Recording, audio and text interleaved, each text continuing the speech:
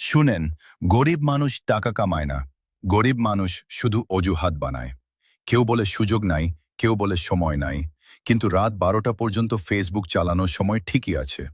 টাকা ইনকাম করতে চাইলে ঘাম ঝরাতে হবে, রিস্ক নিতে হবে, মানুষের কথা শোনা বন্ধ করতে হবে। একটা ইনকাম আপনাকে বাঁচাবে, কিন্তু একাধিক ইনকাম আপনাকে বদলে দেবে। আজ সিদ্ধান্ত নেন, অজুহাত ছাড়বেন নাকি অবস্থান বদলাবেন। আর যদি সত্য কথা সহ্য করতে পারেন, ফলো দেন এখনই। শুনেন, গরিব মানুষ টাকা কামায় না।